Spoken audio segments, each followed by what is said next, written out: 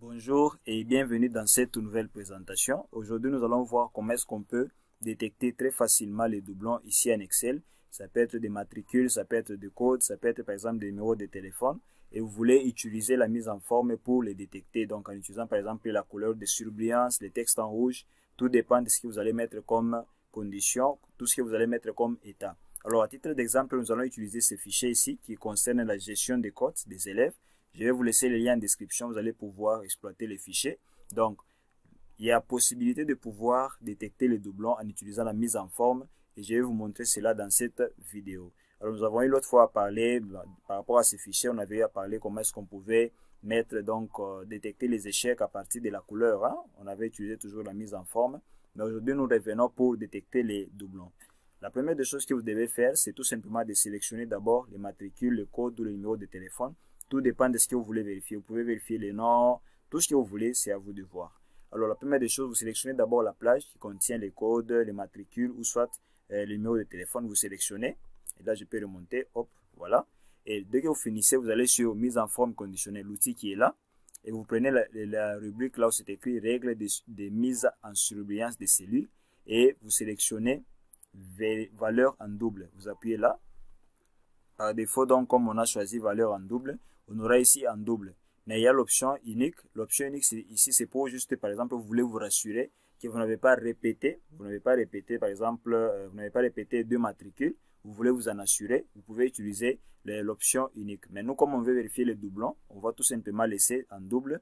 Et ici, vous allez choisir maintenant ce qui vous permettra de repérer par exemple, ces doublons-là. Est-ce que c'est une couleur, la couleur des remplissages, ou soit c'est les textes. Ça dépend de ce que vous allez choisir.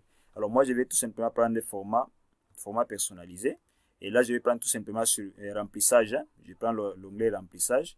Et moi, je voudrais par exemple que toutes les valeurs qui sont en rouge, ou les matricules qui sont en rouge, et plutôt qui se répètent deux fois, puissent être en rouge. Donc si jamais il y a un matricule qui se répète deux fois, je voudrais que ça soit en rouge. Voilà pourquoi je prends la couleur rouge et je fais OK. Et là, je pars également sur OK.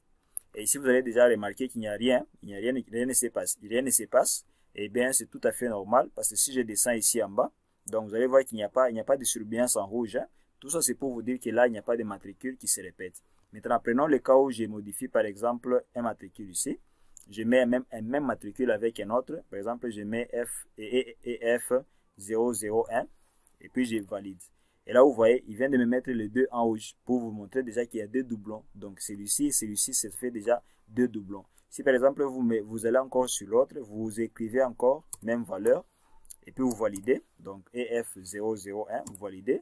Donc, vous voyez, il est en train de vous montrer que il y a un matricule qui se répète deux fois, qui se répète trois fois, qui se répète quatre fois, ainsi de suite. Donc, c'est de cette manière que vous pouvez utiliser cette méthode si vous avez besoin de visibilité pour dire que vous voulez détecter les doublons directement par la vue. Vous pouvez utiliser la mise en forme conditionnelle et cela vous permettra que vous puissiez détecter très facilement tous les doublons. Aussi simple que ça. Donc, il n'y a rien de compliqué. Si jamais vous avez des difficultés, n'hésitez pas à me faire part de cela en commentaire.